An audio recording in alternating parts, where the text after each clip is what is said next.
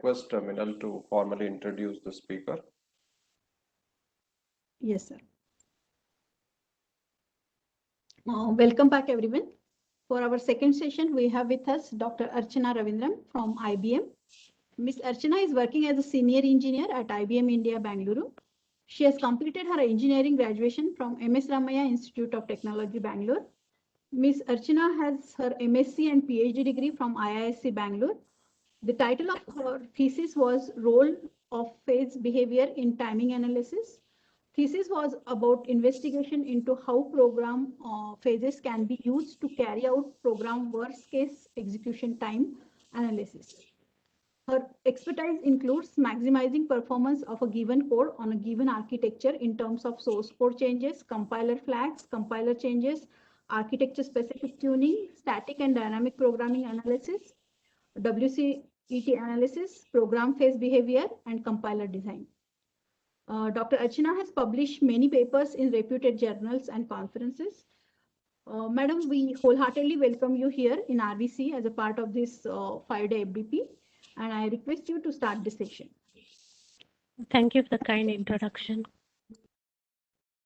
Let me just share my screen.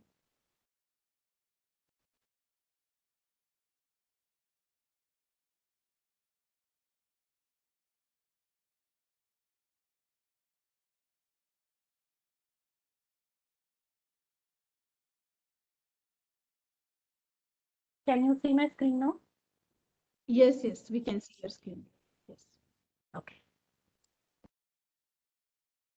So yeah, I mean, in the morning, I'm sure you enjoyed the session on the quantum systems, the technology behind a quantum processor, and why it is important that we start paying attention to this new paradigm of computing and what it means when it comes to solving real world problems. So today, I mean, in this session, it's just like a logical flow onto the next topic. So once we have these powerful systems, what we can do about it? Like, I mean, a system is termed powerful only if you can show certain problems that can be solved on that system in comparison to another paradigm, right? So that is why it is equally important to understand what kind of problems can be solved on these systems and how, and many of these solutions, right, in the quantum domain, how they are far more computationally efficient when you compare them with the solutions done on, say, a classical system. So that is the reason we are having this discussion on quantum algorithms. So we will essentially look at some of the algorithms which have been proven to show a distinctive advantage computationally in the solution if you just compare it with a classical solution. So we will, in this session, we will look at two such algorithms, and tomorrow Dina will cover more advanced algorithms in the morning. So we will just start with Joyce Joza and Bernstein Vazirani, the two simplest algorithms in this progression of the various quantum algorithms that have come so far. So yeah, like we mentioned, and that goal of the study is to figure out problems where quantum computers can solve faster than any other classical solution. So let's look at a historical timeline. So since this is the first presentation of a algorithm session, it makes sense to just have a brief overview of what are the different kind of algorithms that came up, like the most important ones, and what are the timelines. So at what time did these actually come up, and how they influence further work in this area, right? So essentially, when you begin with a very different computing paradigm, so all you need to start with is to first look at some very synthetic examples. I mean, we cannot, like, given a new paradigm, it is very unreasonable to expect that you come up with a very complex problem and you showcase the solution to that complex problem on this new paradigm right in the first instant, right? Always greatness has come always from small beginnings, and that is very true even in the case of quantum computing. So it is very logical that the first initial beginnings of this quantum algorithm was in the form of these simple Joyce-Roza and Bernstein-Vazirani algorithms. So if you look at it like as it is, it feels as if it's just a synthetic example, like it's a toy example, but it really showcases the power of many quantum concepts, like how those quantum concepts can actually be useful to you when proving that quantum advantage compared to a classical one. So that is what we will be exploring today, right? So soon after Joyce-Roza and Bernstein-Vazirani, so Simon came up with this study. Like initially, he started out with actually a very like an opposite goal in his mind. But in fact, he wanted to start off with trying to show that quantum computer is no more powerful than a classical computer. But it is very interesting tidbit in history to see that in fact when he was trying to do this, he actually stumbled upon a quantum problem which just showed the opposite. Like in fact, he actually stumbled upon a problem where the solution using the quantum domain was far superior than the classical domain. So that's a bit of an interesting tidbit in history. So soon after Simon, Shor came up. So, a lot of studies that Simon had done actually led to Shor coming up with a quantum algorithm, cryptographic.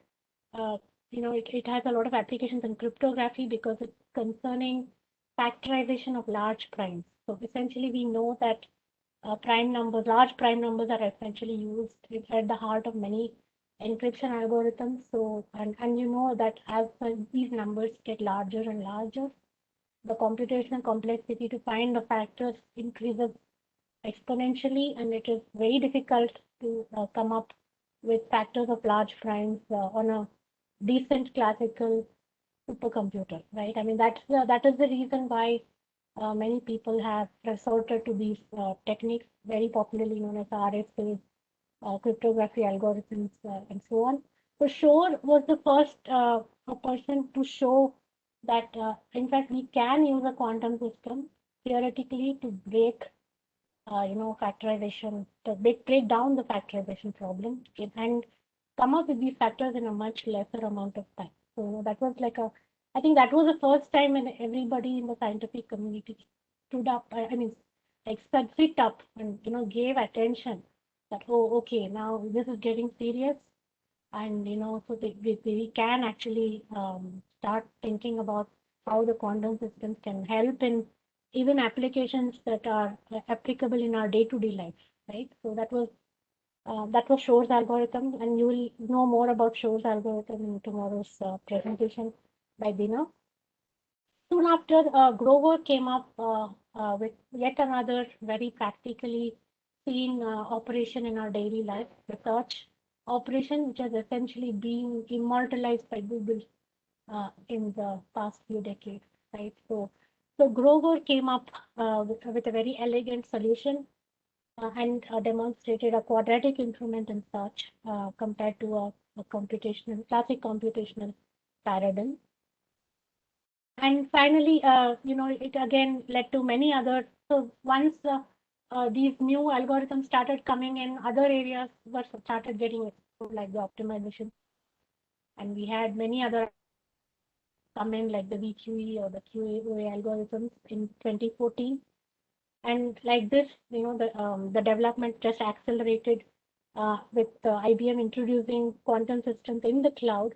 So no longer restricting these quantum systems to a remote corner of the lab where only a handful of people, could access these systems, but it actually opened out these quantum systems to the whole world, essentially, by putting it on the cloud and making it accessible through an internet connection. And that really, if you look at the history after that, that really accelerated a lot of interest in figuring out newer problems where quantum systems can be used and help us give better solutions. So we have seen, I mean, not just in the quantum domain, right? Like even in the classical domain, we have seen, if you look at the Linux operating system, which has been open source, we have seen the radical improvement of how that operating system has evolved in the last few decades, and that could not have been possible if you had restricted access to it only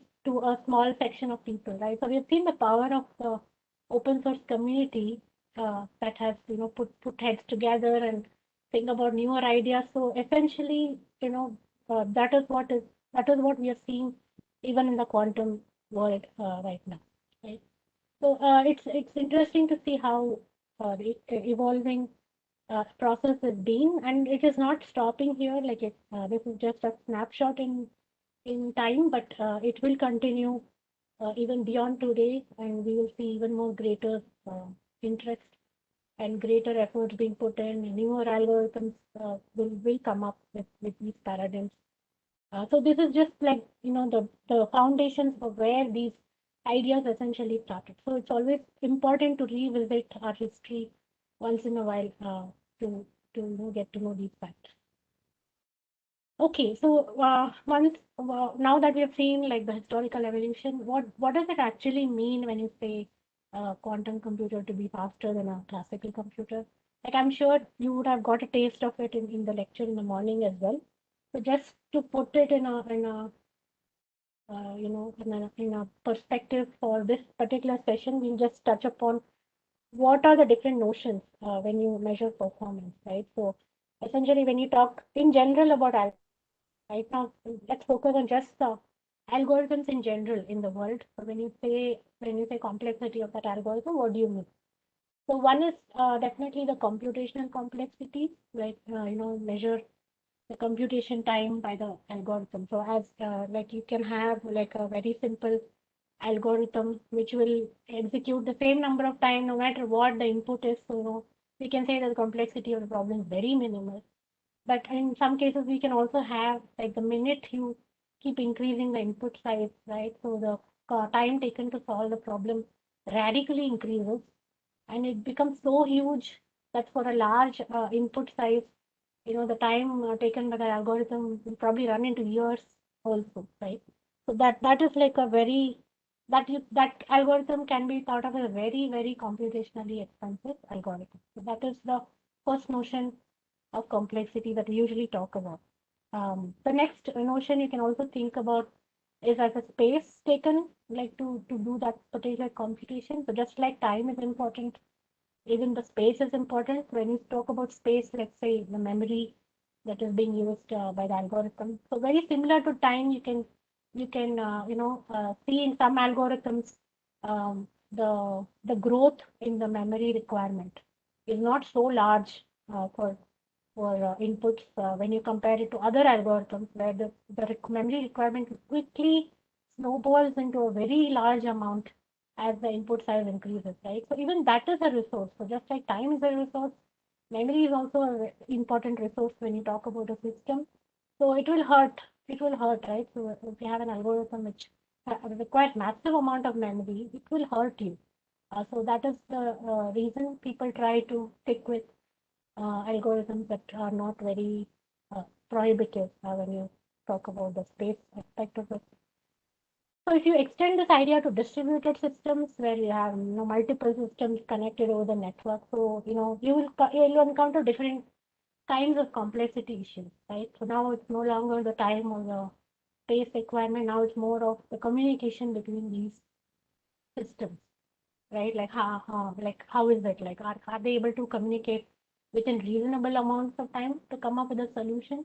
Or as you add more and more systems and the input size increases, is it like it's becoming prohibitive? That the time taken to communicate itself overshadows the time taken to actually solve the problem, right? So it's you encounter different kinds of complexities when you look at distributed algorithms. So let us stick to query complexity for today's session. So let's look at another dimension of complexity called as a query complexity, which will help us really appreciate the complexity of these quantum algorithms with respect to the classical algorithms. Because these two algorithms that we are going to look at today, they are based on something called as an oracle, right? And oracles are very closely tied with a query. So let us understand the definition of an oracle. to appreciate the difference. So, when you talk about an oracle, so historically, if you look up the definition of an oracle, it's like some person like really wise, and you can ask that person any question, like, but the responses of that person, it is like restricted to, you can think of it like it's restricted to certain sort of answer. So, the person cannot give you an answer to any kind of question, but it is like the answers are mapped to a very limited set of responses. But you can ask, that person how many ever times you want, and you will get those answers, and based on that, you'll make a decision. So if you look up the definition of an oracle, that is what you will find.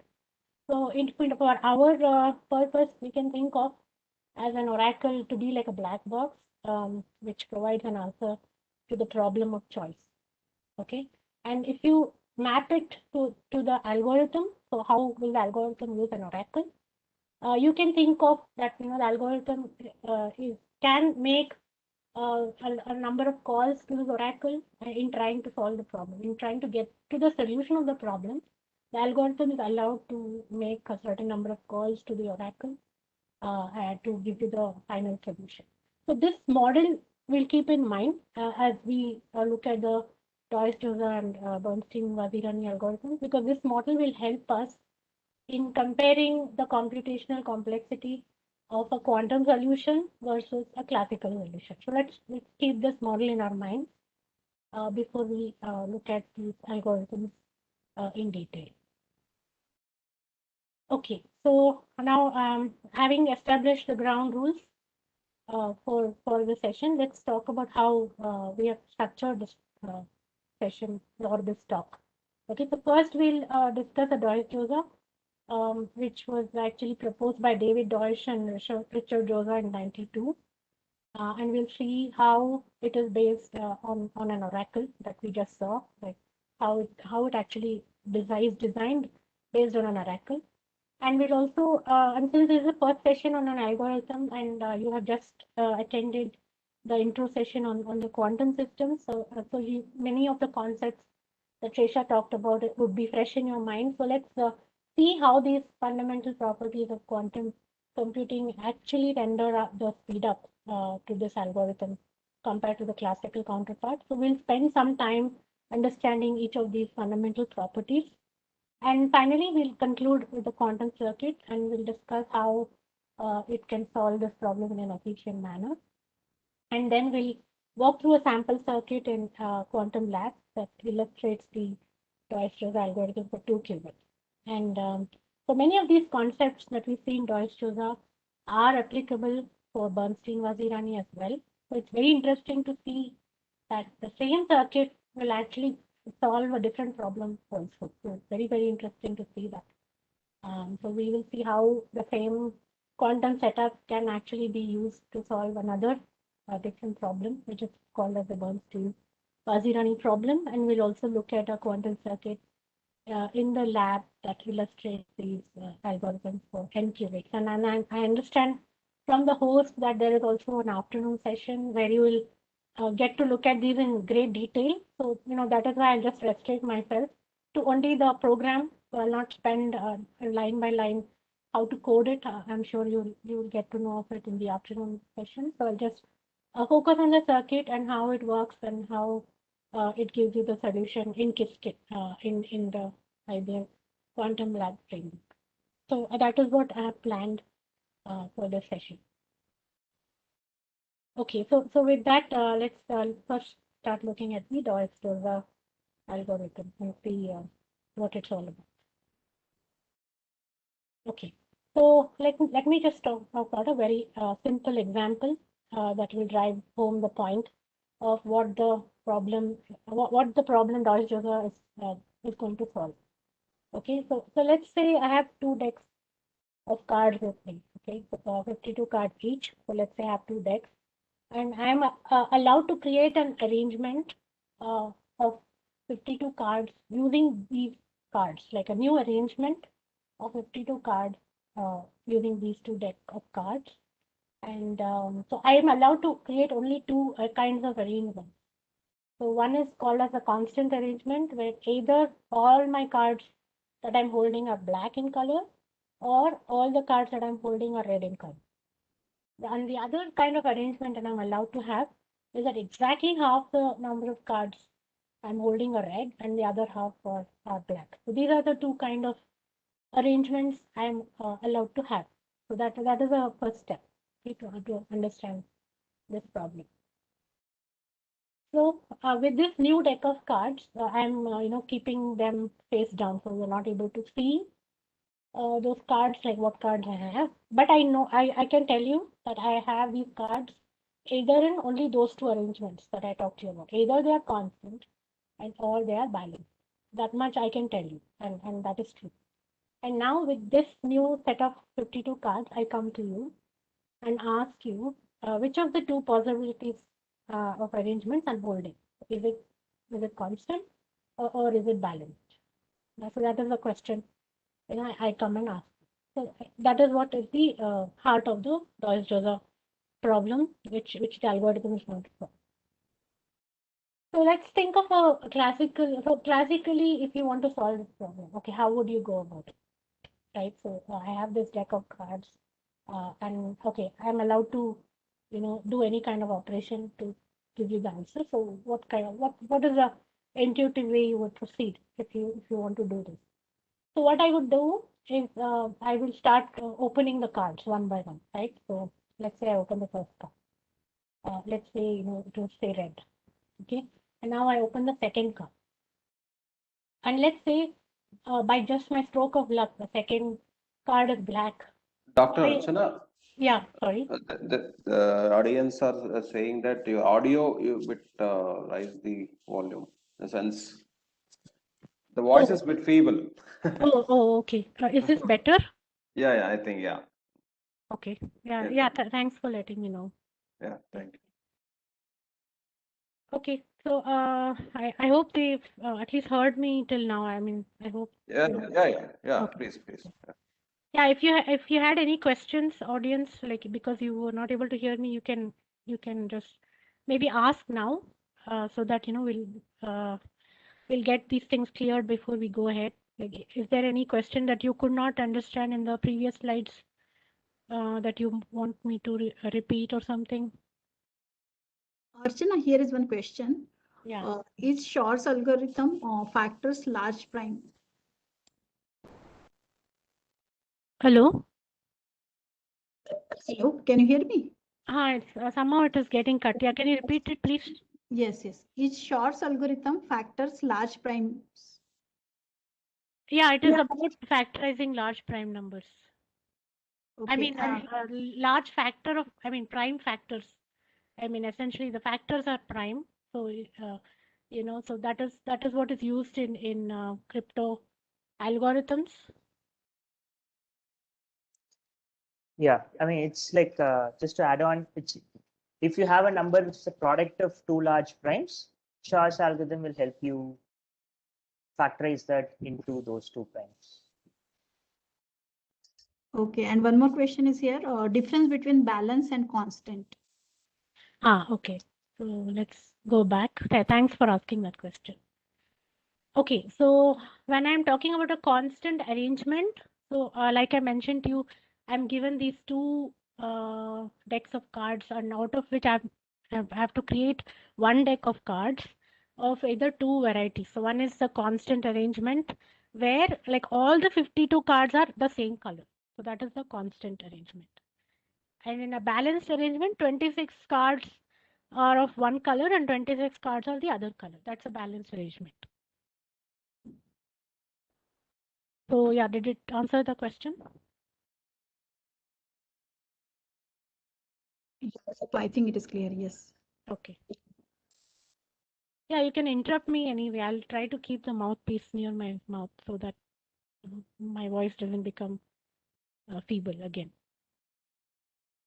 Okay, so yeah, coming back to this. So yeah, like I was saying, classically, how would you solve it, right? So I picked the first card and then I picked the second card. And let's say first time I picked a card which was red in color and the second card was black in color. So then my problem is automatically solved because I know that these 52 cards are either constant or balanced. And the minute I saw that the first two cards are of a different color, it has to be balanced, right? I mean, it's just my stroke of luck that the first two cards ended up showing us different colors. But that may not always be the case. And whenever you talk about algorithms, you should always talk about the worst case complexity of the algorithm, right? Because you'll always not get get the situation all the time. So what is the worst case time that's going to be taken? So that will determine the actual algorithm complexity, right? So if you talk about a worst case situation, like let's say even if your arrangement is balanced, the first half of the cards you pick all would fall under the same color, right? Look, I mean, by chance, again by a stroke of chance, all the first 26 cards you will pick will show the same color. And even then, you would not be in a position to say whether the arrangement is constant or balanced. Because unless you pick the 27th card, and if it the 27th card will actually determine what the arrangement is, because if the 27th card also shows the same color of what cards you picked earlier showed, then that is it's like, yeah, this has got to be a constant arrangement. And if you pick, and if it's a balanced arrangement, all the first 26 cards will be of one color and all the rest 26 cards will be of the other color. So what a classical way of solving this would look like, right? So what does it mean in terms of complexity, right? And what does it mean if you actually translate it to bits, like whether you actually compute this problem on a classical computer, or if you compute it on a quantum computer, you have to translate it to the system state which is understandable by a computer, right? Like when you talk about a classical system, it has to be understandable by a digital system where the unit of information is a bit. So you'll have to map this to bits to be able to solve this problem. So let's consider a very simple case. Let's say we have we'll start with just two cards, okay? And we have two cards, and like we can map these colors to 0 or 1. So when you have two cards, 4 kind of combinations can be possible. So either you have like all of them, like both of them 0 0, like when I'm saying 0, it is like referring to the color actually. So both of them can be 0 0, or it could be 0 1, or it could be 1 0, or it could be 1 1. So these are the 4 possible combinations I can have with 2 bits, right? And let's say now we start thinking of including an oracle that can help us solve this problem. So slowly we are introducing the concept of an oracle here. So let's say our oracle looks like this. So is the current bit 0? So that is the oracle we have. Let's assume that you are given this setup and you're given this oracle to solve this problem. How would you solve this problem with this oracle, right? So when you talk about two cards, so let's say you have B0 and B1 to denote them. So what would you do? You would actually pose this question: is the current bit 0? You would pose this question to B0, right? And then you would move to B1 and again ask the same question: is the current bit 0? So based on the answers, based on the responses, you will come to know what the answer is. Because here, like even if you have two cards, unless you look at the second card as well, you will not be able to tell whether the arrangement is constant or balanced. So for these two cards, you would classically need two queries in the worst case to be sure of the arrangement. So likewise, if you extend the same, let's say to 4 cards, right? So now, okay, let's see. With this now, you will have, with 4 cards, you'll have a lot of more combinations now, right? But the operation you need to perform will remain the same. So you'll have 4 bits, B0, B1, B2, B3, and you have already using the same oracle. Is the current bit 0? Now, instead of querying for only 2 bits, now you're going to make that query for 4 bits, right? And like we saw in our in the problem statement, like we saw, we will need to do this query at least one more than half of the cards. Like when you say to actually, tell with surety that the arrangement is constant or balanced, right? So mathematically, if you translate it to a notation, what would it look like? So for, let's say, n bits, you have 2 power n cards. The worst case, it appears like n, capital N is 2 power n cards. The worst case, it appears that we will need 1 plus n by 2 queries to be sure of what the arrangement is, right? So now we can think of like a oracle. In this case, you can think of it. It's a function that maps from 0, 1 to power n to 0 or 1. So the oracle is actually telling you yes or no, right? So it's giving you just one bit of information as the answer, right? And this oracle you will end up calling many number of times to essentially tell whether the f is balanced or constant, right? So now when you think about a quantum solution, so now since the complexity of the algorithm, you now we are going back to that earlier figure we saw where you have like a main module, and the main module is making calls to the oracle some number of times, so which is adding to the computational complexity of the algorithm. So now can this number of calls to the oracle, can it be optimized in the quantum solution? So that is an interesting question we need to see, right? So if you look at the Dias-Jozsa algorithm, you will see that how many queries. So how many queries if would you need to actually give you the answer? So you will see that no matter how many number of cards you have, okay, the Dias-Jozsa algorithm gives you the answer in just one query. So that is really like a mind-boggling thing, right? I mean, it's very, very counterintuitive. I mean, how is it able to give this answer in just one query, where you had so many queries you needed to do the same thing in a classical setup, right?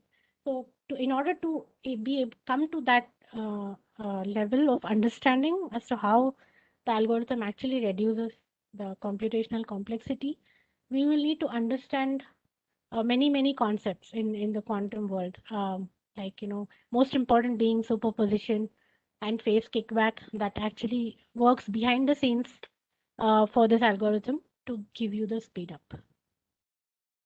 So let's talk about let's say superposition. Let's look at the first concept that Shesha would have spent a lot of time in the first lecture, right? So and superposition is a very unique property for the quantum world, and in quantum, like if you look at a quantum computer, the designer specifically can engineer a bit using like in the case of IBM superconducting technology, the qubit is actually engineered to demonstrate this phenomenon, right? And how this phenomenon is used in the algorithms and to solve problems, we can really appreciate that once we understand what superposition is. So like when you look at a normal digital bit, right? So we know a digital bit can either be in state 0 or it can be in state 1, but at any given point of time, it can be only in one state, right? So that is the digital bit, or of the digital bit.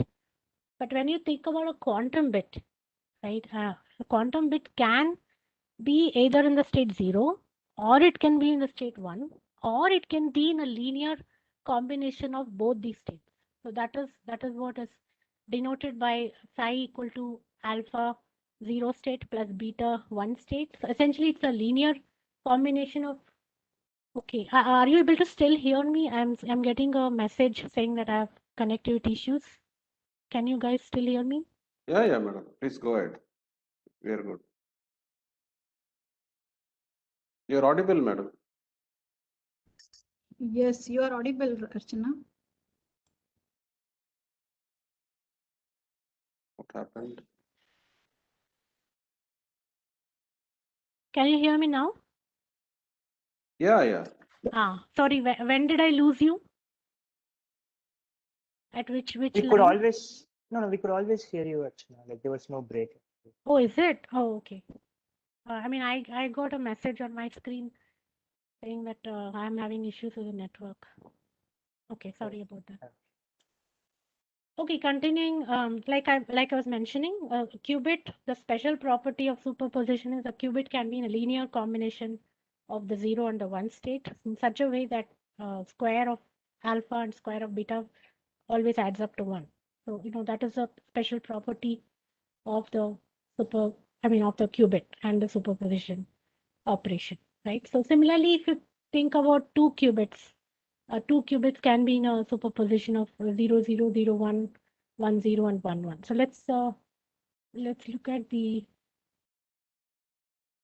the Hadamard operation here. Right. So if you look at the quantum composer and if you add a single qubit, you will see essentially the probability of them being in, I mean, the Hadamard operation essentially puts it at equal superposition 50-50, right? So if there is an equal probability that the qubit is at state 0 and 1, and it's the same thing as indicated by this C-square. And likewise, if you keep adding qubits and if you keep adding a Hadamard gate, you will see that now 2 qubits can be in a superposition of 4 states, 0, 0, 0, 1, 1, 0, and 1. And you can keep doing this. So essentially, if you talk about n qubits can be in a superposition of power n states. So you can look at the complexity increases here, right? So number of states which can be in superposition at the same time radically grows as you keep adding the number of qubits. So that is what I was trying to illustrate by saying this. So in general, n qubits can be in a superposition of 2 power n states, right? And the Hadamard operation, like every quantum operation, is described by a matrix. I mean, if you look at the Qiskit textbook or if you look at any quantum textbook, you will see that every quantum gate or every quantum operation has a corresponding matrix, right? And in case of Hadamard, like we saw, alpha and beta have equal probability, right? And the matrix will look like this: 1 by root 2 of for the 0, and for the 1 state, you'll have 1, 1, and 1 minus. So if the input state is a 0 state, and if you apply a Hadamard to the 0 state, you will get the plus state as the result. Okay. So this is the plus state is indicated by this particular matrix. And if the input state is 1, and if you apply a Hadamard on the 1 state, you will get a minus state, which is what is indicated by this particular matrix. And if you do a measurement, like if you just add a measurement operator, let's say, the measurement will collapse the superposition. If I add a measurement state, you will see that it either collapses to the 0 state or it collapses to the 1 state. So that's the property of this operation. Right? And why we are talking about superposition and Dijkstra is superposition actually plays a very important role in getting the speed up. We will see how. So intuitively, we can think of in such a way that, like as you saw, right, like as you keep adding qubits, and if you make them go through the Hadamard operation, you saw that we can have a superposition of, for n qubits, you can have a superposition of 2 power n states at the same time, right? So it's intuitively you can think of that it's you are actually expanding the space so that all the, like you're look as if you're getting to look at all the cards at once and tell the answer, right? Instead of looking at it one by one, right? Intuitively, that's what you can think of, like as a superposition operation. So let's see how that is carried out. Okay, so let's look at the Hadamard math a little bit more, because this math, when you read about the Dijkstra algorithm, like after the session or after this workshop, when you look at the textbook or when you look at a reference, you will see a lot of math equations that explain how Dijkstra algorithm works. So it's good to have this background in your mind when you're trying to understand these concepts, right? So like we saw in the previous slide, if you apply a Hadamard to a 0 state, you will get a plus state, which is represented by 1 by root 2 of 0 plus 1. And if you apply Hadamard to the 1 state, you will get a minus state, which is represented by 1 by root 2, 0 minus 1. So looking at these two states, so you can actually think of generalizing it. So instead of saying 0 and 1 all the time, you can actually generalize it to say an arbitrary state, let's say A. If you apply Hadamard on say an arbitrary state A state, it can be written in the form of an equation, sigma x belonging to 0, 1 minus 1 A dot x of x vector. So why do we say that? Like you can you can think of this looking at these terms, right? These terms plus and minus here. So when let's say x is 1, so let's say when your input state is 1, so you are actually getting a minus here. And when the input state is 0, you're getting a plus here. So essentially, if you replace x as 0 here, so it will become minus 1 to the power 0, which is 1 of x. So you're getting a positive term when x is 0, and when x is 1, you're getting a negative term. I'm sorry, yeah. And so if you generalize this equation in this form, you will see that whenever the input state is a 1 state, you will get a minus state. Whenever the input state is a 0 state, you'll get a plus state. So that is what essentially you're generalizing in this equation. And you will see that this particular generalization can be carried over not just for these simple 1 qubit gates, but also if you look at 2 qubits, you will see that this generalization will hold. Okay. So when you talk about 2 qubits, so slightly the math becomes more involved because now your input state will be composed of 2 qubits, and you'll have to get a tensor product of the Hadamard operation on the first qubit along with a tensor product of the Hadamard operation on the second qubit. Essentially, you create a tensor of these two operations that we just saw. Like for 1 qubit case, you have to make a tensor product of these two notations together to get overall Hadamard for the 2 qubits. And likewise, you can imagine, like if you keep adding n qubits, the complexity will grow, right?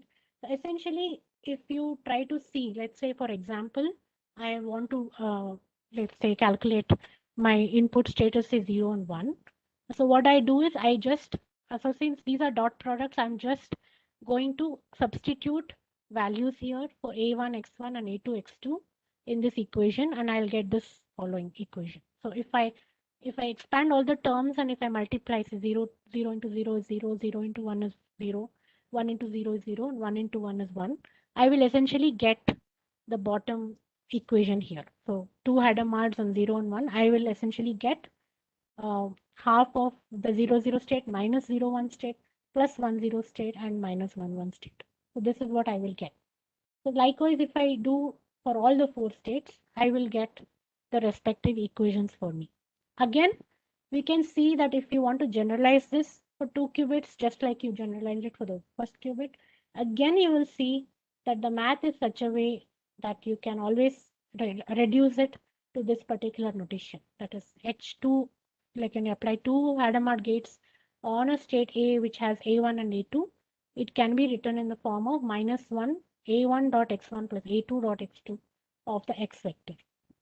And which what essentially means is minus 1 A dot X of X, right? So again, we get back the same equation here because we know that the exponent of minus 1 is a dot product, and we've seen how substituting each of these values make those resultant equations to get these values. So this math is like it's explained very well in the Qiskit textbook, which is where we have taken this math from. So it's easier to see how it extends from the 1 qubit and 2 qubit, and you can work out the same for 3 qubits as well, and you will know that it can be generalized for n qubits in the similar way. So the superposition was one particular operation that we talked about. So let's focus on the CNOT gate now. So let's look at the CNOT gate operation.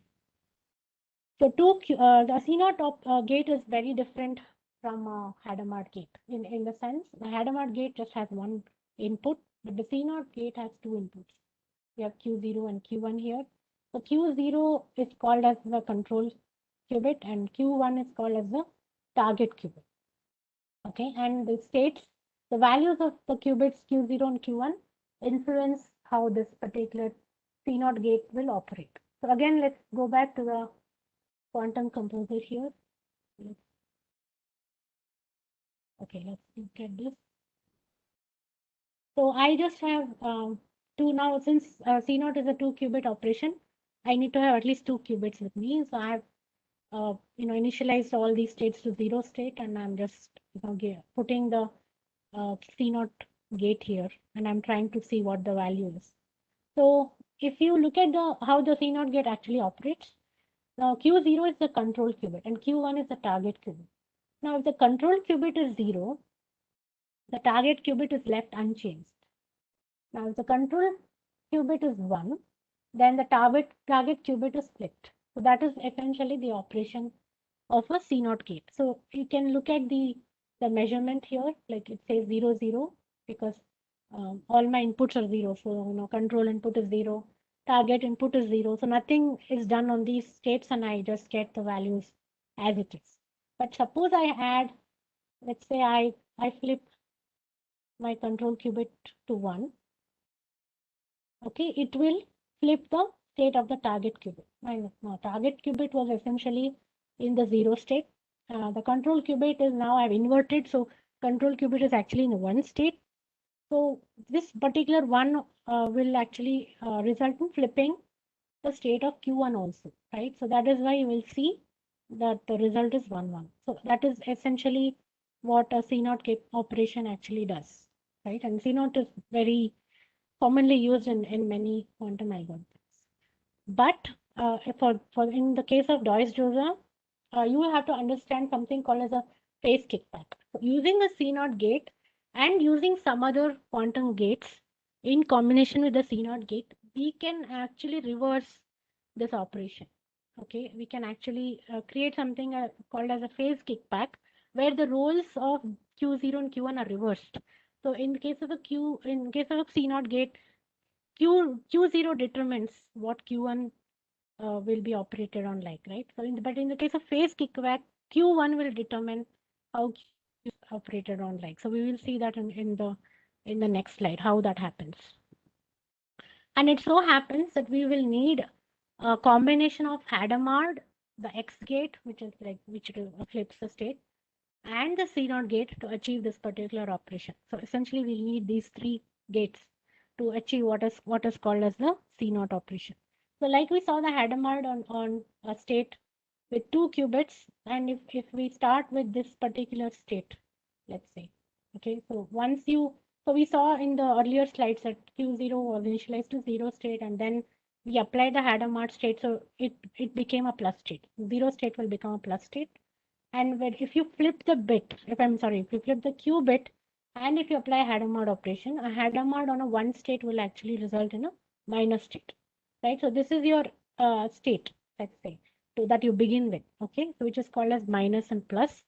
Let's say you apply a CNOT gate on top of this, okay? You will see when you work out the Hadamard math, you will actually see that Q0 is left untouched, but Q1 is Q1 is left untouched and Q0 is flipped.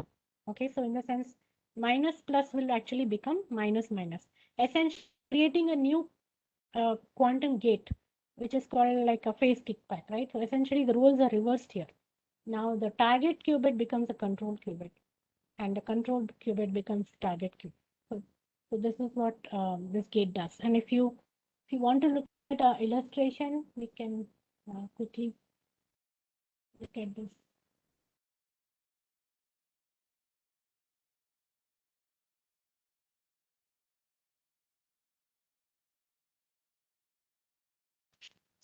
I already have it here. Sorry. So yeah. So if you create a circuit, let's say 2 quantum registers, 2 classical registers, and if you apply a Hadamard on the first qubit, and if you flip the second qubit and you apply a Hadamard, so let's see how it looks like. Okay, so what qubit? Okay, qubit 0 will actually have the plus state. Qubit 1 will actually have the minus state. Okay, that's how it will look like in the block sphere. Now, if you actually change the circuit to add a CNOT operation here, let's say, you will see that the qubit 0 state now is reversed. Qubit 1 actually stays in the minus state, but now qubit 0 is also gone to the minus state. So that is how we see the CNOT operation, how it works out in the quantum lab, just to conceptually understand how these states are flipped. Even on the block sphere, you can see how this operation is carried out. right? Archana, sorry to disturb. Actually, in lining with this, there are a few questions. Yes, yeah, please yes. go ahead. Yeah, can we do a phase kick back by just flipping the C0 gate?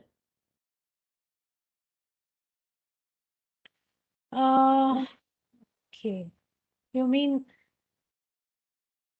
I mean, that would just be, I mean, it would not, I mean, it will just change the layout of the qubits, but it is essentially not equivalent to the phase kickback operation. You will just end up swapping the two qubits.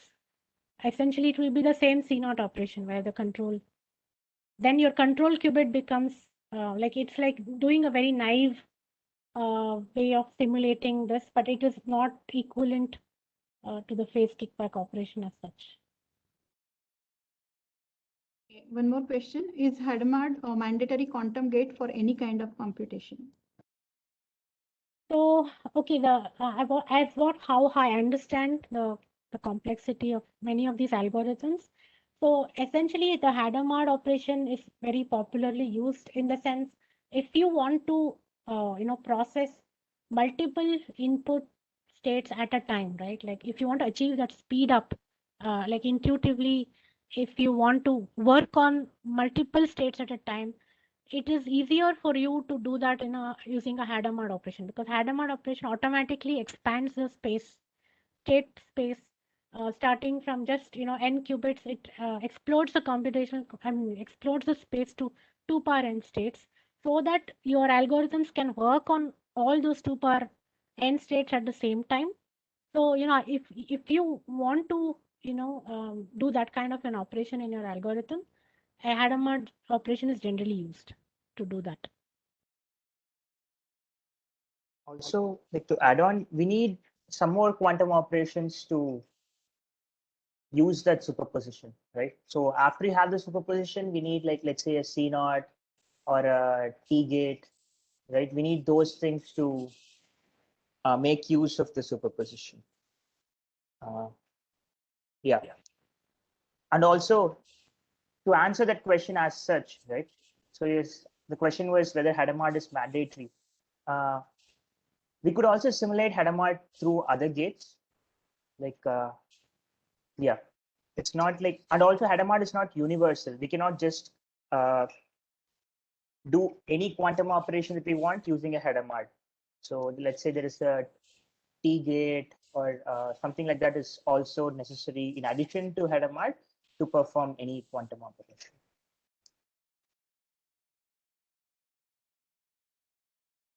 One more question here. Yeah. Is superposition is mandatory to proceed with any computation? I think it's related to the previous question, right? Because Hadamard is generally used to achieve superposition. So I think it's the same question put in a different way, right? Yeah.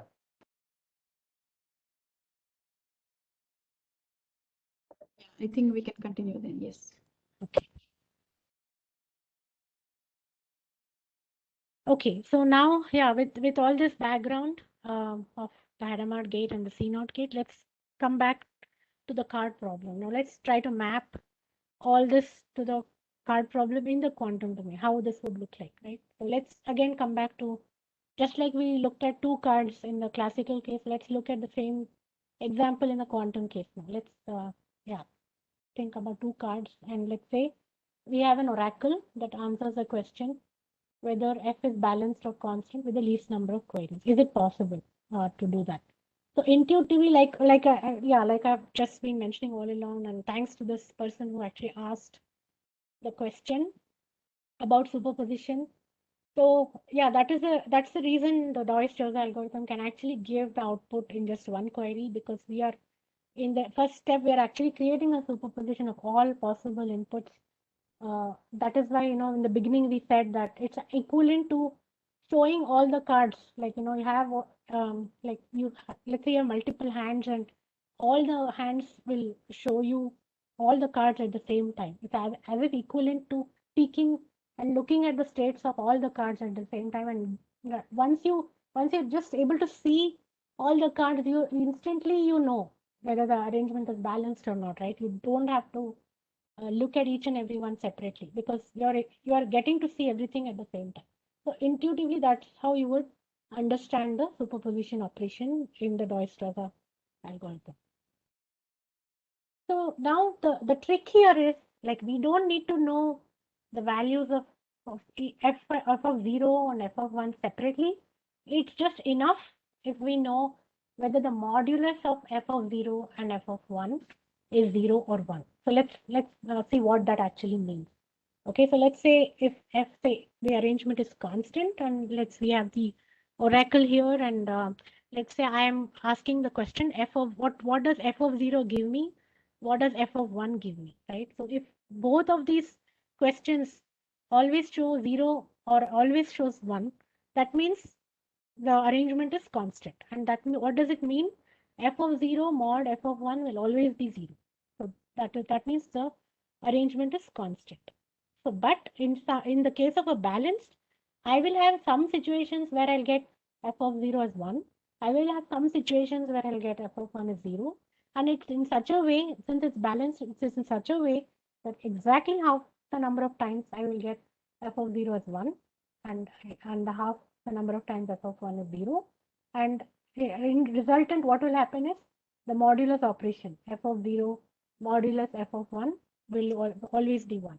So now we have come to a way of distinguishing between these two arrangements by using a single operation. So that means we have now come close to constructing the oracle. So now we know that we can do a mod operation and we can use that in order to distinguish between a constant and a balanced arrangement. So this is what is the foundation of the Dijkstra algorithm. So if you look at the 1 qubit problem, so what the Dijkstra circuit gives you, the 1 qubit problem, it looks like this. So you have like you have let's say it's just 1 qubit, right? So I have only one input qubit which is initialized to the 0 state, and you have one ancilla bit, and it is in the 1 state because you need that ancilla qubit to cause phase kickback, and that is why you have initialized it to the 1 state. And as we saw, we need to flip that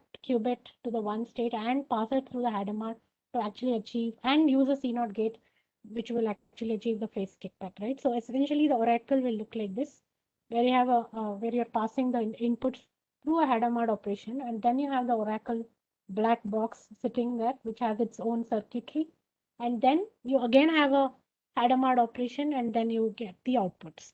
So to get again an intuition as to why this particular circuit works for the one, let's say for the 1 qubit case, right? The Deutsch circuit is just for the 1 qubit case.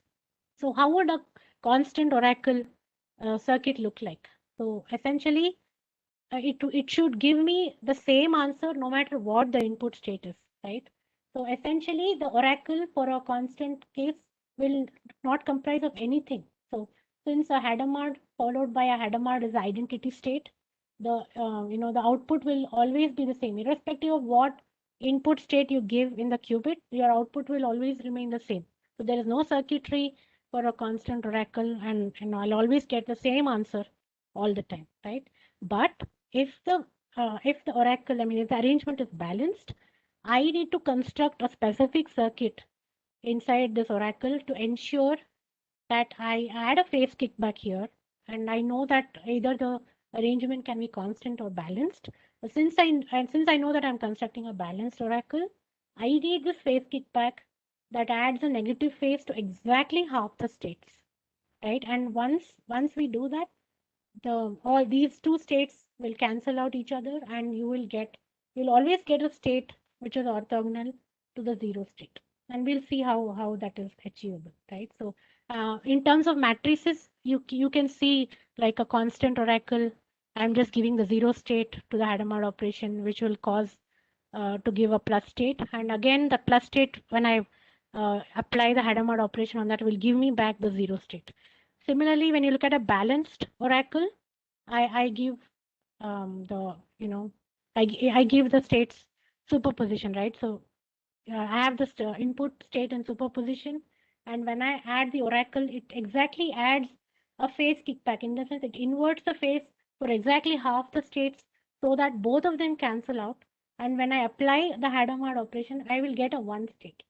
So, we can ignore this minus for now, because when you actually do the measurement, you will not see that this inverted phase will not be shown in the measurement. But essentially, you will get an answer which is different from 0, right? So you'll get an answer as 1. So that means you are able to distinguish between a constant arrangement and a balanced arrangement. And all this happens in just one query. So yeah, I mean, for one qubit, it is understandable. But if you apply this for multiple qubits, you will again see that the same concept holds even there. So no matter how many qubits you give, you can always construct this oracle, and it will just, in one query, it will tell whether the balanced or, constant or balanced. Looking at the input, looking at the output of this, you can say whether the arrangement is constant or balanced. So extending the same circuit that we saw in the previous circuit. So, Doist worked with Joza to extend this to n qubits, and this is the Doist-Joza circuit that you can see. We have just combined all the 0 qubits to like one group here, so that the circuit looks cleaner. There are n qubits here at in the 0 state, which is going through a set of n Hadamard operations, and this remains as it is. So we still we require that one ancilla qubit, which is initialized to state 1. And then you have this black box, which is the oracle, which is constructed in such a way that will again pass through the Hadamards again. And once you measure it and you see the output value, we will know whether it is constant or balanced. So looking at the matrix math, it is the same thing. So, 0 state gives you the plus state, and there's nothing here in the circuit. So again, I apply a Hadamard operation, I get back my 0 state. But if you look at the balanced oracle construction, I will give a superposition of all these states here, but I have a phase kickback here, phase kickback operation. Since I'm constructing the circuit and I'm taking into account this ancilla qubit in the case of a balanced oracle, I'm allowing the ancilla qubit to influence all the other states as well. In the constant oracle, you should remember that I didn't have any circuitry here.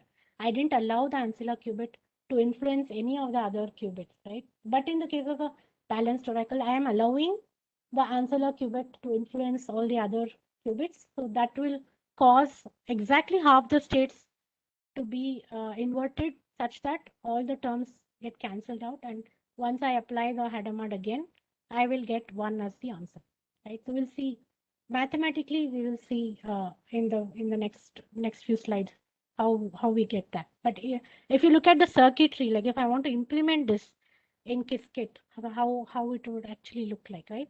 So like I mentioned, in the case of a constant oracle, I have nothing inside my oracle box. There's no circuitry here. I just have Hadamards. I have the ancilla, which is inverted 0 state, which is essentially the 1 state. I have nothing here. Again, I have a set of Hadamards here, and I end up measuring the output, and whatever happens, like whatever input state I give, I will always get 0 because there is no circuitry involved here. But if I construct a balanced oracle, we have seen how adding a C0 with a 1 ancilla qubit adds phase kickback. So I do it for all the qubits. For all the qubits, I add a C0 gate here, so that their states are inverted, such that once, if you give all the qubits in superposition, in that superposition state, exactly half the states will get inverted in its phase, and they all cancel out, and I'll end up, once I again apply a Hadamard operation, I will measure 1, in the sense I will measure something essentially different from 0, so which will distinguish whether the arrangement is constant or balanced. So that is what we are aiming for. Are you able to look at the input, output, and distinguish between them, right? Whether it is, because that is all we need, because we are already given the problem in such a way that we just have 2 arrangements which we need to distinguish between. That's all. It doesn't matter how we do it. As long as we are able to distinguish between these 2 arrangements, we are good, right? So that is what the algorithm is all about.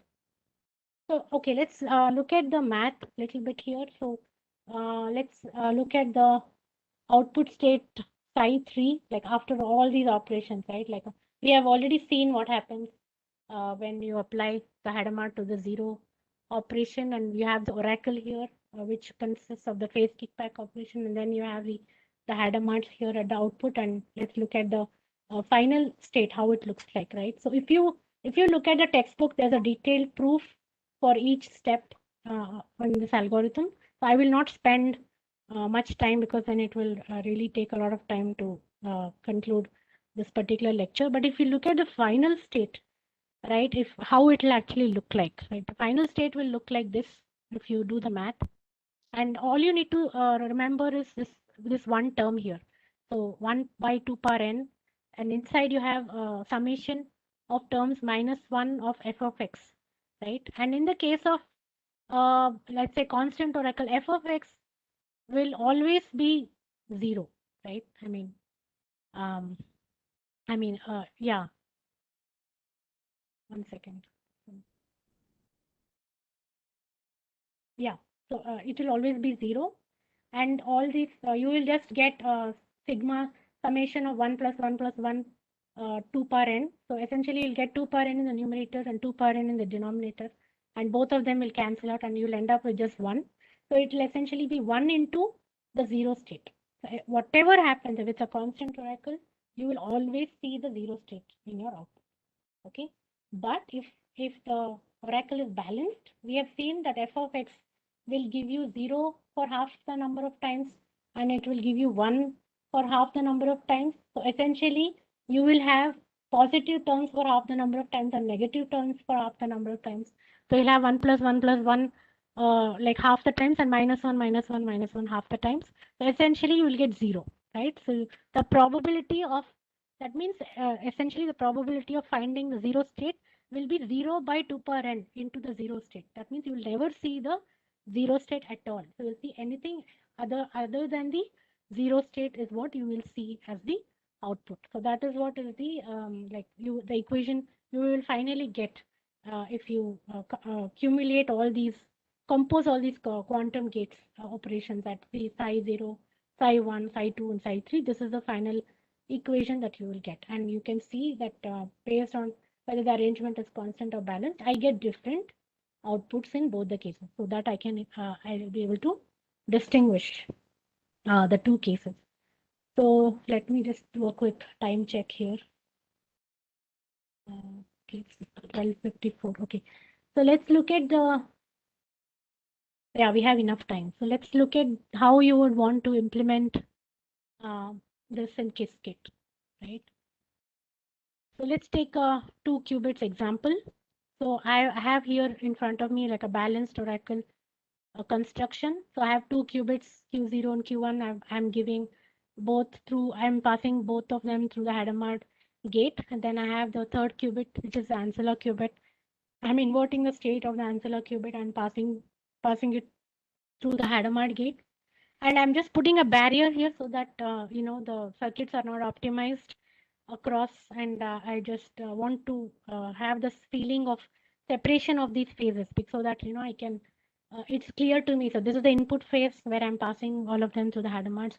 This is the oracle phase where I've constructed a balanced oracle, and this is the output phase where I'm passing them through Hadamards again, and I'm measuring the output, right? So this is the construction of the oracle, and if I execute this,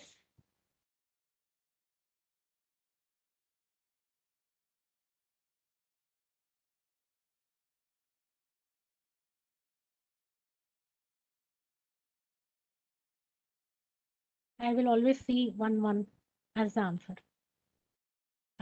That is how the math works out in this case, because we have already seen that the initial qubit states are in state 0, and if we invert the Ancela qubit, and if we pass it through a Hadamard operation, and if we use the C0 gate, now this will become the control qubit, and these become the target qubits. So essentially, when you do that operation, what it is doing is it is flipping the state of Q0 and Q1. Now, since Q0 and Q1 are initialized to 0, it is flipping the states to 1, right? And that is what you're measuring here, right? So that is what a balanced oracle would look like. Now you can actually modify the same circuit to work for a constant oracle. Whereas what I need to do there is I just need to comment out these C0 operations. So my oracle is nothing. There's no circuitry involved here. I'm just retaining the rest of the circuit as it is, but my oracle is empty because I want, no matter what, I want the output to be 0, which is what I will measure. If you look at the output of the circuit here, we'll always measure 0 as the output. So now that means we have come up with an oracle construction in such a way that we get different outputs for the constant arrangement and the balanced arrangement, and using this we can solve this Diels-Jozsa problem. And in just one query, like you saw that just one execution of the circuit, we were able to see the output, which can tell us whether the arrangement is constant or balanced, right? So that would be the cascade implementation, and I'm sure, I think in the afternoon hands-on session, the construction of the circuit will be gone over in more detail in the hands-on session. So, you can, this is just like an introductory view of how the circuit will look like. Okay, so yeah, so what do you suggest? So do we take any questions for Diels-Jozsa here and then go to Bernstein or Zirani? I hope you guys are still able to hear me. Yeah. Okay. Can stop for. Here one question is there, yeah. Does the superposition method come at the cost of memory space? Okay, that's a very good question. Okay, so we need to remember that, so I mean, at least from my system, I'm a systems person and Dina is a research guy. So I will answer it from the systems perspective. So we need to remember that the technology, right, that is used to construct a digital bit is very different from the technology that's used to construct a superconducting bit, qubit, right? And so definitely, like we saw that the limitation of bits, it can hold only one state at a time. It cannot hold multiple states at a time, right? So thereby its memory is limited in the definition itself. But if you look at the qubits, and if you see that at one particular instant that they can hold multiple states at a time. So that engineering is done in such a way that it can hold multiple units of information at the same time. So if you think of it in this way, right, if you're trying to simulate a qubit using a classical computer, you will definitely need exponential amounts of memory to exactly simulate the same effect. Whereas in a supercomputer, right, I'm sorry, in a quantum computer, that property is intrinsic to the way the qubit is engineered, right? So I mean, from my perspective, that is what I would think the answer is. So maybe Dina can add his research perspective here. I missed a part of the question. Can you repeat again? What's the cost of superposition in? Yeah. So Maybe can you repeat the question? superposition, to get superposition in a quantum framework, do we? Yeah. Can you please repeat the question as it is? Yes. Does the superposition method come at the cost of memory or space? Does it come at the cost? No, for a quantum computer, it's one of the intrinsic operation in a quantum computer, right? So for a quantum computer, I'm sorry. Yeah, for a quantum computer, it doesn't come at an extra cost. So applying a Hadamard gate is one of the basic operations in a quantum computer. So it doesn't, it's as good as applying a gate in a quantum computer. But if you look at it in a classical computer, in order to simulate it, it's like what Archana mentioned. Like, since if you want to, let's say, do a superposition over n qubits, that means that you have an equal probability of all 2 to the n states appearing. And hence, if you want to operate over all of them simultaneously, then there is an exponential overhead in terms of memory. Does it answer the question, or any follow-up to that?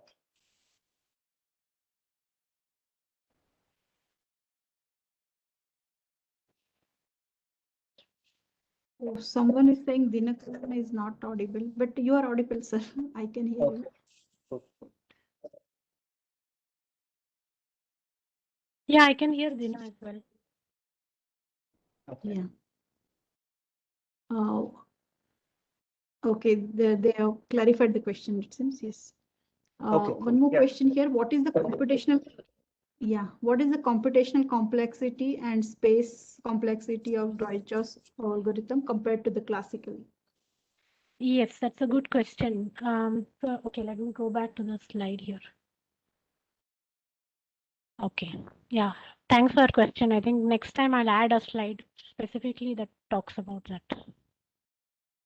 Yeah, so if you look at the classical complexity, right? So assuming n equal to 2 power n cards, so it appears that we need 1 plus n by 2, right? So if we take this capital N, it would mean that we will need one O of n. That would be the complexity classically. If you talk about bits, right? So 2 power n, so then it will become an exponential complexity. But if you look at Dice-Joza, no matter what the input size is, it is just like only one query, right? So that is the comparison that we are making here between classical and the quantum complexity. Yeah, and if you are assuming or if you want to expand on the complexity of Oracle also, we're not explicitly doing it when we are saying it's O of 1 versus O of n. We are assuming that the Oracle implementation is also takes similar time for both the classical and the quantum world.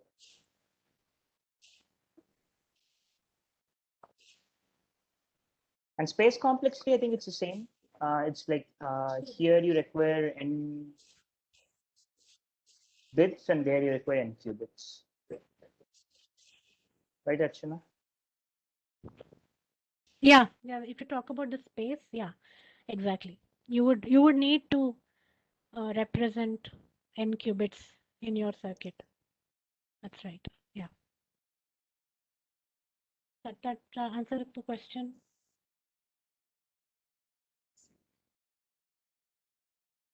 Okay, one more question I think here. Can you brief about Ancilla bit purpose? Yeah, so Ancilla bit usually it is used like a temporary to facilitate some operations in your algorithm. Like it doesn't figure as part of an output as such. So in this particular case, we saw that we needed a phase kickback operation so that exactly half the terms get inverted. So for that reason, we introduced another qubit, which is not part of the input qubits. It's like an extra qubit that we saw, right? So anything extra which doesn't figure in the output and so it doesn't figure in the input, but we need like an extra qubit to facilitate some operations, that is usually called as the Ancilla bit. Ancilla qubit, sorry. Okay, and with respect to complexity, one more question. Can this complexity be measured in Qiskit by programming? That I'm not aware. Dina, are you aware of whether we can measure the complexity in Qiskit? So Is there an API complexity, when we say we can measure the amount of time that's taken, right? That's the only thing we can do. And probably the memory that's used is explicit, or the number of qubits that's used is explicit from the circuit that we define. But the way that we define these complexities are asymptotic terms. I don't think even in a classical computer there is a program to measure something, right? These are asymptotic. Your voice is not audible, sir. Voice. Oh, Dinakara sir, your voice is It's breaking actually. okay. it's breaking. Is it better now? Yeah. Okay. Yeah, I I don't know think what the okay, problem is. Okay. So what I was saying is it's a theoretical notion, right? The asymptotic complexity, the way it's defined and measured, it's not possible to measure it in concrete numbers even for a classical computer. So this is something we have to write in paper and analyze, right? But if you're talking about the time that's taken, I think quantum, I think Qiskit provides, or at least a quantum experience or quantum lab once you run it on a hardware, it returns the amount of time that the hardware took to run that particular circuit. So that's something that can be measured or obtained.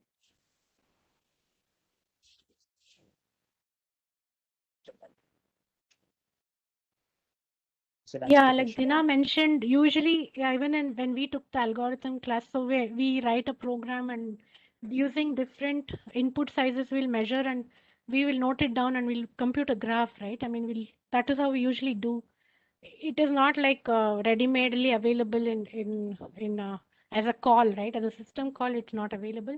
But we have to actually do all these measurements and put it on paper and then plot and see what the trend of the graph is. That will tell you how quickly the computation time grows with size. So I think that is what Dina is trying to say, that there may be an API in Qiskit which will allow you to measure the time. So you can create a quantum circuit with different qubits and you can see, just measure the computation time it took for each qubit size and you can plot and see. I mean, that's what probably we can do. I mean, that's how generally complexity is plotted. Yeah. I'm not sure whether Qiskit gives that API to like plot something like this, but if you run it on a specific hardware, it gives you back the time that's taken to run that circuit on that hardware. I'm not sure. I haven't checked whether Qiskit has this asymptotic plots also. Yeah, it's something to explore, I guess. Dr. Archana, I have a question for you. Dr. Archana? Yes, I can hear you. Yeah, yeah. So regarding the complexity which we are talking, how does the probability plays a role here? Because when we talk about BPP and BQP classes, Dina is the probability expert. I mean, I okay, intentionally then didn't touch upon that. we'll keep this question for tomorrow. Yeah, thank you. Yeah. Okay, sure. Yeah. Or if you want, you can also answer. Archana, like Yeah, one more you have question. bunch in Vasarani to cover, right? So maybe okay, then we can keep that for tomorrow. That's it. Yeah, but I specifically didn't include the BPP part. Okay, Yeah. okay, Yeah. we'll do it tomorrow. No problem. Cool. One more question here. The Deutsch-Joss algorithm is used for two distribution, only balance and constant. Can it be used for some other kind of distribution too? Yeah, okay. So this constant and balance just happens to be, I mean, for illustrative purposes, we have and the way the algorithm was defined to begin with, it stressed on these two particular arrangements. But I believe people have used these algorithms wherever they needed to distinguish between two different categories. So I believe people have put efforts in mapping this to that. So we don't need to always think that it can help solving only these kind of problems, but people have attempted to extend this idea as long as it needs to distinguish between two different categories. They have been able to map it to the Dijkstra's algorithm. They want some application of this algorithm. Yeah, I mean, last time also somebody asked in RVC itself, and I remember I had told that like in formal language theory, this algorithm actually has been used to distinguish between grouping of words. Okay, like distinguishing between two specific types of grouping of words. I know that it has been used. There is some research work on that, but I have not read those papers in detail. And yeah, so that is it is just one example of using Dijkstra's algorithms. There has been some research, but if there is interest, maybe I can share that link after this presentation. But I have not added that link in the slides for today's session.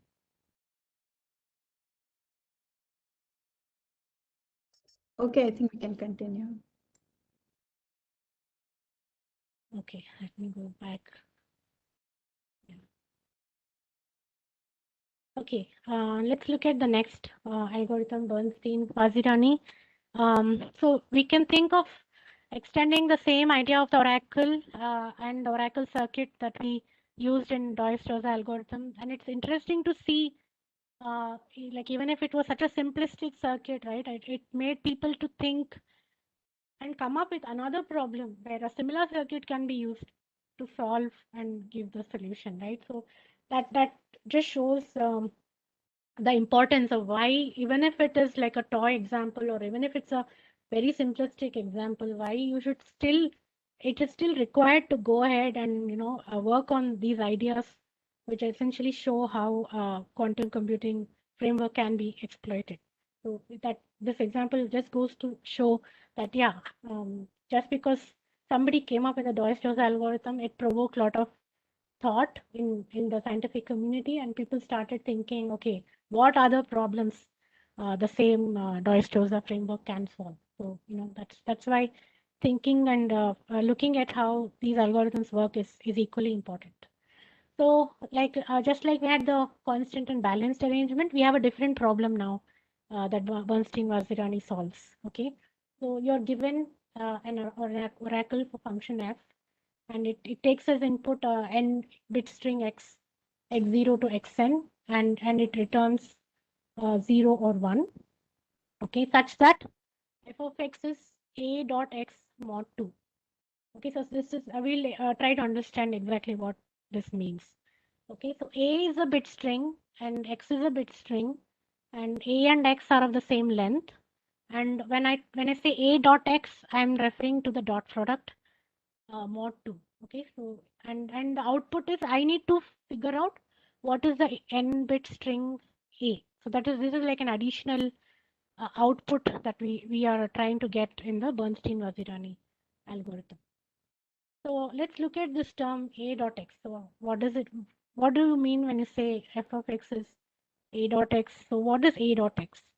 So we know that a and x are bit strings, and dot is actually the dot product. So if you expand it, it essentially means that I am taking an AND of a0 and x0, and I'm modding it with a1 dot x1, like a1 and x1, mod dot dot dot mod an minus 1 x minus 1. So that is essentially the mod operation that we are talking about, which will give you the overall operation a dot x. So taking an example, let's say there are four bits here, and let's say x is 1110, and let's say a is 1101.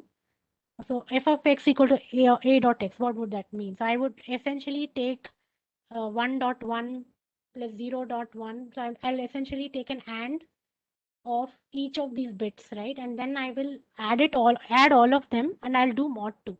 So essentially that's what I'm doing.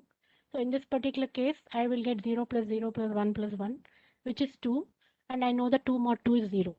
So, when mod output of a mod operation can either be 0 or 1.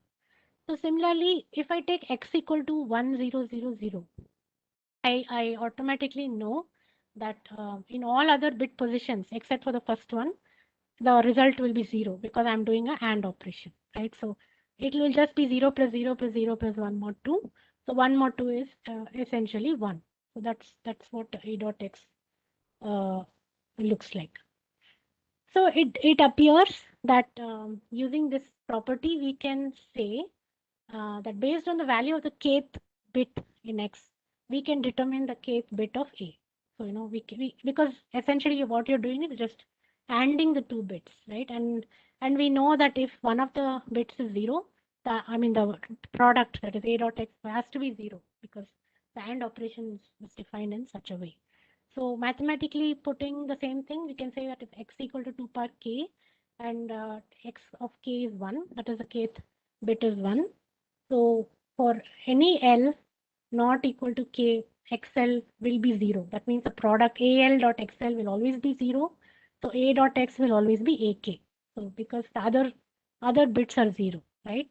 And all we have to do is we have to do this, like if you want to do a classically, if you want to implement this, all we have to do is for each bit position, I just need to query, okay, what is the product? What is AK dot XK, like for each of the bit positions, right? So my classical oracle will look like f of x equal to a dot x mod 2, which gives either 0 or 1. And I query the oracle with a sequence of inputs. So, and I'm actually putting 1 in each bit position, and I'm going to combine it with A, and I will get the ith qubit by putting 1 in each of the I positions. I is equal to 0 to n minus 1. So yeah, if you look at the complexity of this classical way of solving this, essentially what you're trying to do is you're trying to figure out what A is, right? What is the, because we need that as an output. So output of the Bernstein-Vazirani algorithm is a hidden bit string A.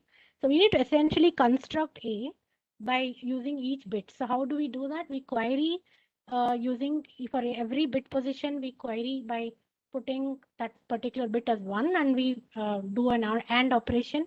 If we get a 1, that means the bit in that position is in A is 1. If we get a 0, that means the bit in that particular position in A is 0. So essentially, classically, if you want to compute this, I need to make at least n calls to the oracle in order to construct the string A. So looking at an example, let's say A is 1101, right? And I have this operation, classical operation. I'm going to query the oracle by putting 1 in each of the bit positions. So I will say f of x equal to 1000. I'll start with the first position, 1000.1101, right? So now this will be 1. Like if you look at the math we defined earlier, it will essentially be 1. Next, if I will put zeros in the rest of the bits, and I'll put 1 in the second bit. So since the second bit is also 1, I will get 1 as the output. Now let's say if I put a bit position as 1 in the third position, and I put all the rest, I will get 0. And then if I put the bit position in the last bit position as 1, I will get the output as 1, right? So it appears that to determine, like we already mentioned, we'll have to call f of x at least n times. But it so happens that the quantum solution actually gives you the answer A with just one call to f of x. And it gives you with 100% confidence that that is the solution. And the most surprising thing is the circuit is essentially the same as the Diels-Dozer circuit. It's very, very similar to the Diels-Dozer oracle circuit that we have already seen. And the only difference here is the output. So since Bernstein-Vazirani has an output, and that output can be actually read off by measuring the upper register here, which is what the measurement meter placed in the diagram actually tells you about, right? So let's understand each of these phases and see how the particular quantum solution works, right? So let's say, recollecting from earlier, right? So that is the reason we spent more time looking at the Hadamard math. So, and I'm talking about A as an arbitrary state here. So let's say A is an arbitrary state, and I apply a Hadamard gate. We have already seen that the resultant state for any number of qubits n, not just for one qubit, but for any amount of qubits n, it essentially boils down to this particular equation, that is a summation of -1 to the power of A dot x and x. So essentially that is what the Hadamard operation basically does. So that is what the first stage, that is what the step 1, that is what happens. So I'm just essentially passing a set of 0 states. So now my A becomes actually the 0 state, because it's no longer an arbitrary state. I'm initializing all the states to zeros, and I'm passing them through a set of Hadamard gates. So when one interesting thing happens is when I replace A with zeros, what happens is the term -1 A dot x disappears, and I'm left with only x, because that is the way the equation is constructed, right? So I will essentially get only summation of x. So now let's see what happens inside the oracle. So this is the oracle black box, and just like Diels-Dozer, we see that there is an ancilla qubit, and it is given the state 1, and it's a Hadamard operation. And internally, there seems to be some operation where this ancilla qubit might influence the other qubit states. So let's see what that circuit actually does.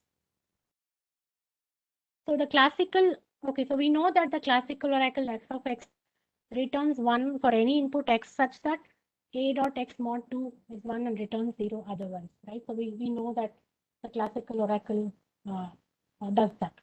So we need to simulate the same effect in the quantum side as well. So that is the reason what we do is we use the same phase kickback trick here, but there's a slight difference. The only thing is, so wherever there's a case where a dot x, like the bit product ak dot xk. So wherever the bit position kth position, whenever the kth position of the bit string a is 1, okay, and ak dot xk is 1, so that means it returns 1, the oracle returns 1. I add a C0 gate inside the oracle for that particular qubit. So when I add a C0, what happens? So we already know, we have seen that if I give an ancilla qubit 1 and if I have a C0 internally, it will cause phase kickback. So what does phase kickback actually do? Phase kickback reverses the roles of control qubit and target qubit and essentially ends up inverting the state of the control qubit itself. So essentially internally what it does is, so whenever there's a situation where ak.xk is 1, it will flip the state of the input qubit.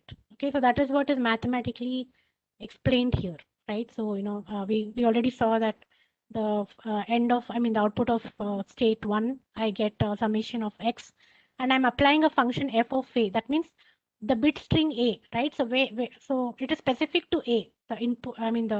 The hidden string. It's also called as a hidden string in many other material. If you see on the Bernstein-Vaziriani algorithm, so f of a is specific to a. So wherever you have a situation where ak.xk is 1, it will add a phase kickback. So -1 a dot x. So you can see that whenever the term a dot x is 1, it will be -1 to the power 1. That means the state is inverted. And whenever either of the bits are zeros, I will get -1 to the power 0, and I will get the original state as it is. Right? So that is the crux of the operation that we need to understand here.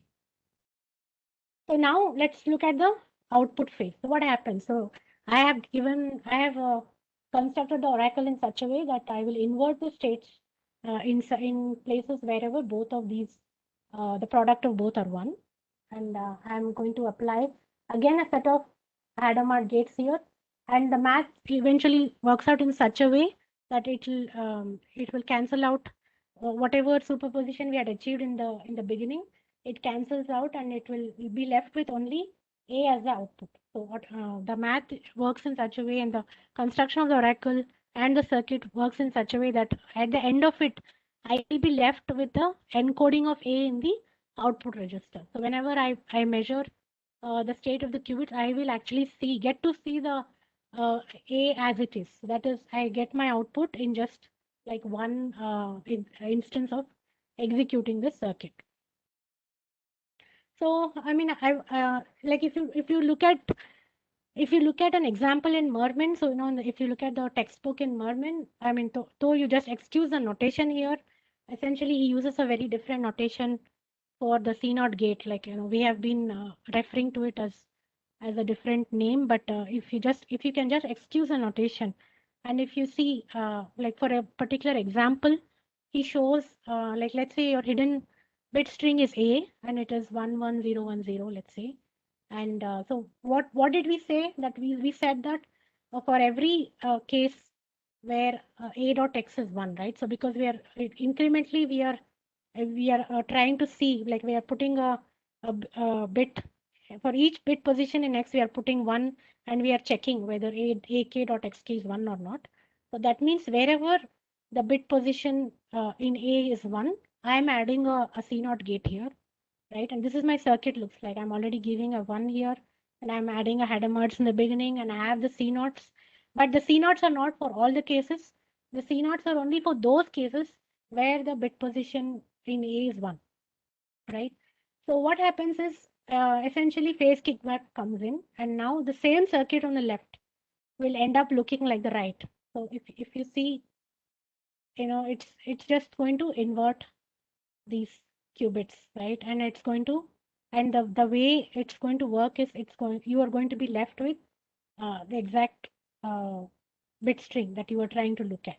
So because phase kickback, essentially what it does is it inverts the input qubit, right? And you will end up getting an encoding of A in the circuit as your output, right? So that is what is a like a Bernstein-Vazirani circuit. That's what it looks like. So you can actually construct any arbitrary for any arbitrary string and for any arbitrary length. You can construct a general circuit where you can say that, you know, for any position, like if the bit in that hidden string, if that particular bit is 1, then I add a CNOT gate here, and all you get left is at the end you'll get an imprint of A in the output registers. So that is what I'm trying to do in the circuit here. You see, I'm sure we'll go through this in more detail in the afternoon session. So I've just, you know, this is like, if you look at YouTube, there's a nice video by Abe.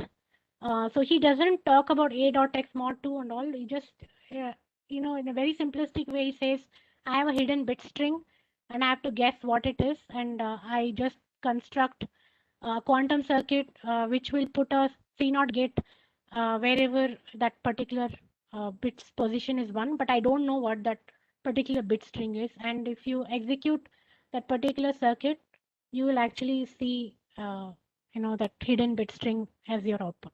So that's another way of looking at it. Like if you are interested in looking at the YouTube video that walks through the circuit. So the beauty of this algorithm is like you can just simply modify it, you know, for any bit string. So, you know, you can see, like you can just write a general program. Basically, what it does is it is completely, you know, you can make it as a function of the length of the bit string, and all it does is wherever the bit position is 1, it will add a CX gate, and you know, if you run this particular circuit, you will essentially get that same string as output. So yeah, the circuit will look like this. So, you know, this is your oracle. So again, to distinguish the phases of the oracle input and output, we have put barriers. And you can see that the inputs are Q0 to Q4, Q5 is ancilla qubit, and the center box is what you can see is the oracle. And you can see for every position where AK.xk is 1, I have put a CNOT gate, and I have put again a string of Hadamards here, so that the action of the Hadamards actually end up imprinting the value of the hidden string A in my output, because that is essentially what I want as my output in the Bernstein-Vazirani case. So, you know, you can, you can take a look at this circuit. It's a very simple circuit, and you can, you know, play with it, give any number of, any length of string and any positions of zeros and ones, and you will see that the circuit is constructed differently, and the same bit string, in this case 11001, you can see that you'll always get that as the output. So that's how the quantum algorithm actually gives you the answer for the Bernstein-Vazirani case. So yeah, I mean, I have some references here in the deck. Like I found at least the Dois-Josa, I found the Qiskit textbook gives a very good explanation, and also the Dancing with Qubits book talks in more detail about the math and how it checks out. And yeah, Mermin is a very nice introduction for the Bernstein-Vazirani case, and a condensed version you can get from the Qiskit textbook as well. And yeah, this is a link for the Quantum Composer and Lab, which I used to in this session to go over the circuits and show how they work. So coming to, yeah, let me answer the again. So if you talk about the computational complexity, so yeah, the classical computational complexity will always be n. You have to make n calls, you know, to get to the answer. But again, if you look at the quantum, it's just the circuit. It's just one execution of the circuit, and you will get the encoding of the bit string A in the output. So yeah, I mean, yeah, it's just to answer your, and again, just like Dina mentioned, the space complexity. Yeah, so I mean, we do need to have these different states as inputs. But I mean, there have been some articles, some blog articles recently. If you can see in medium.com, you'll see that they have been able to construct Bernstein-Vazirani algorithms with even lesser qubits. So there have been some articles. Unfortunately, I haven't added links to here, but I'm pretty sure you can Google and find out that you may need even lesser amount of space complexity to solve these circuits.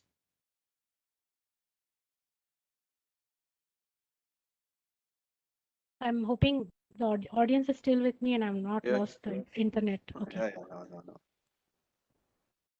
So, Minal, do you have any more questions? We are already on. Yeah, I can see one question here. The same, what are the application of this algorithm? I think they need to. Okay, yeah, okay, fine. So yeah, I'm a compiler person.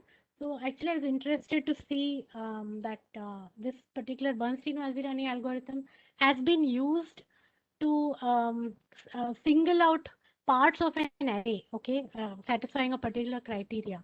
And so that was very interesting. I have not read through the paper details. I can share the links because I had recently came across that. Because and it is for vectorization, right? I mean, like vectorization is a very, and they have used this particular idea to distinguish parts of the array which have certain properties. So it's good to see ideas flowing back and forth between the quantum and the classical domain. So I'm hoping that feedback loop will continue. And so that's another selfish reason why people like us invest time knowing more about quantum algorithms, because if we can get some ideas to improve the classical side of things, we are all for it, right? Because you'll quickly hit a wall when you think of ideas in optimization. So yeah, any new thought can actually trigger new optimizations in the classical space itself. So yeah, that is an interesting thing I came across. Is it done, Minal? I think so. Kavita madam wanted to ask some question. We have unmuted her. If she can hear us. Yeah. Yeah. Archana ma'am, can you hear me? I can hear you. Ma'am, this is with regard to the BB algorithm. In the circuit, in the last ancilla bit, I guess there should be an X gate in the beginning. The slide which you're presenting now. Oh, okay. That's because they have automatically put 1 here. So that's why they're implicitly assuming that X gate has already been applied. I think that is the reason why it is showing as well. Yeah, I'm sorry for the problem here is every textbook uses a different notation. So that's why I apologized in the beginning itself. That you may not see the same notation across different material, but yeah, if you just look more closely, you'll see that essentially it's the same thing. So yeah, that is. Yeah, in the previous block diagrams also, I guess there should be an X gate for the ancilla bits.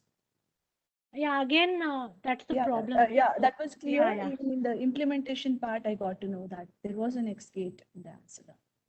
Yeah, that's correct. Yes. And what is the limit of the qubits when we are running BB? Unit, can you repeat that again? Sorry. Limitation of the qubits when we are running. You mean the number of qubits? Yeah. I'm not aware of that. Rina, would you know, is there any limitation of the number of qubits for BV algorithm? No, for this algorithm, this can work with any number of qubits. There is the theory, this techniques, they work for any n that you want. Are you asking about implementing on the quantum computer or the simulator? Or are you asking about the algorithm in general?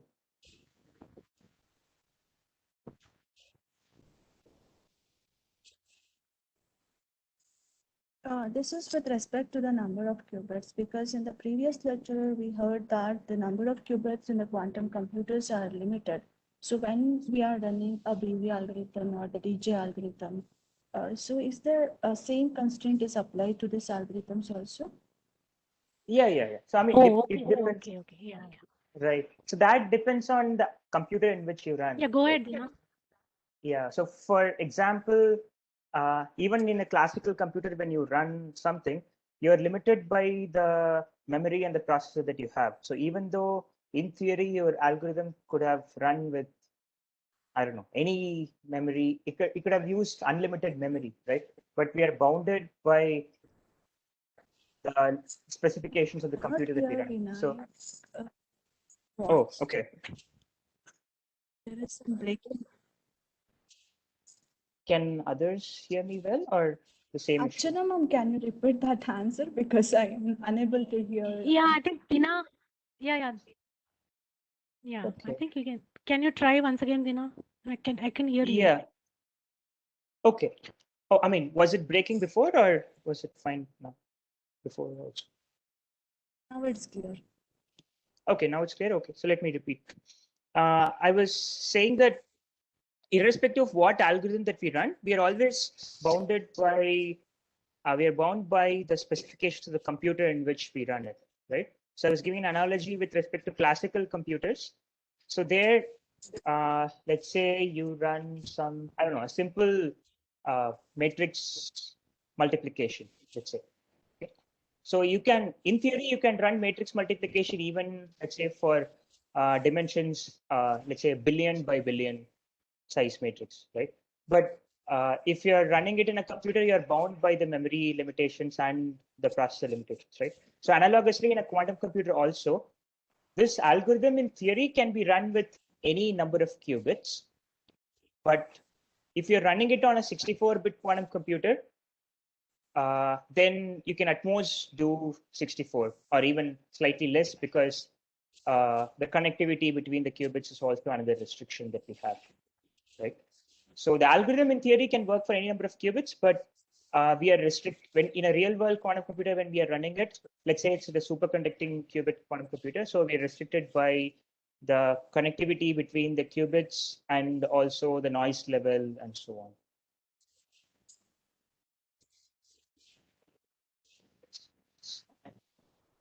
Does that answer the question? Yeah, I hope the participants, if you still have any more doubts, Dinakaran will be there tomorrow morning to answer your doubts because it's already a lunch time and Minal, I think you can formally wind up. I thank Dr. Archana Ravinder for such a beautiful presentation and she successfully kind of gave us an idea of how the quantum algorithms per se uh, you transformed our mood, like, you know, from the classical algorithms to the quantum algorithms. But this requires a consistent efforts to understand the working. And I hope all the participants definitely work on it. And in the afternoon sessions also, we'll see a kind of, you know, repetition on the IBM Qiskit implementation of these algorithms. Probably you can you can still get your doubts clarified there. So I thank personally Dr. Archana Ravinder and Dr. Dinakaran for presenting over the session. Thank you. Yeah, thank you, Professor, and thanks, Dina, for the support. Yeah, I'm sorry. Getting near the lunchtime, my brain has stopped working. I'm sorry. Yeah, thank you so much, Dr. Archana, for beautifully handling the session from classical algorithm design to quantum algorithm design with hands-on case studies. I must say the session was really well crafted, and thank you team IBM for accepting our invitation as a speaker and technically sponsoring this FDP event. Thank you so much. Thank you. Bye.